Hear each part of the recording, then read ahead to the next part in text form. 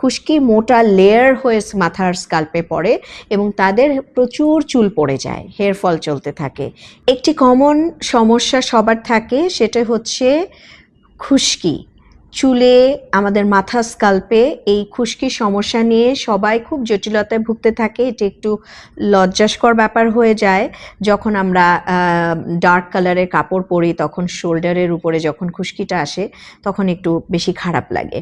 এই অস্বস্তি বোধ থেকে বের হওয়ার জন্য অনেকেই জানতে চেয়েছেন। তো খুশকিটা দূর করার জন্য আসলে কি হয়, স্পেশালি শীতের সময় খুশকির ঝামেলাটা আরও বেড়ে যায়, বিকজ যেহেতু আসলে ড্রাই হয় তখন আমাদের বডি ড্রাই হয়ে যায় বেশি, এই কারণে প্রবলেমগুলো আমরা বেশি ফেস করি। তো খুশকিটার আসলে বিষয় যেটা, আমাদের স্কাল্পটাকে না একটু ড্রাইনেসটাকে কমাতে হবে। আর এটার কারণে অনেকের আছে জেনেটিক্যালি খুশকিটা আসে। যাদের জেনেটিক্যালি থাকে, ফ্যামিলিতে থাকে, তাদের কিন্তু যত যাই করুক মেনটেনেন্সের মাধ্যমে ঠিক থাকা যায়, মানে অনেক ভালো, অনেক বেটার সিচুয়েশনে থাকা যায়। সো ওই মেনটেনেন্সটাই আসলে জরুরি। আমি সেই জায়গা থেকে কথাটা বলতে চাই। সেটা হচ্ছে আমাদের স্কাল্পে হট অয়েল মাসাজ করতে হবে, মানে একটু তেল গরম করে স্কাল্পে সুন্দরভাবে আঙুল দিয়ে বা কটন দিয়ে ঘষে ঘষে তেলটাকে বসাতে হবে।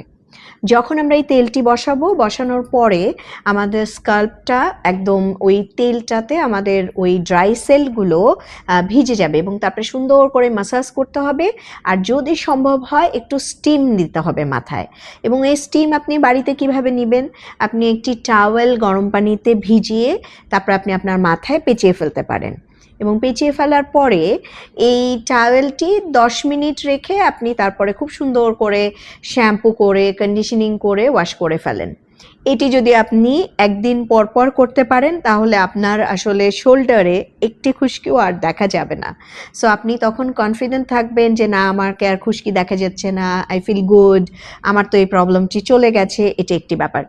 যারা এটি যত্ন নেন না এবং ফ্যামিলিতে আছে এবং যাদের মাথা স্কাল্প অনেক ড্রাই, তাদের ক্ষেত্রে আমি এমনও দেখেছি খুশকি মোটা লেয়ার হয়ে মাথার স্কাল্পে পড়ে এবং তাদের প্রচুর চুল পড়ে যায়, হেয়ার ফল চলতে থাকে। এটার কারণ হচ্ছে এটি তো আসলে ড্রাই সেল।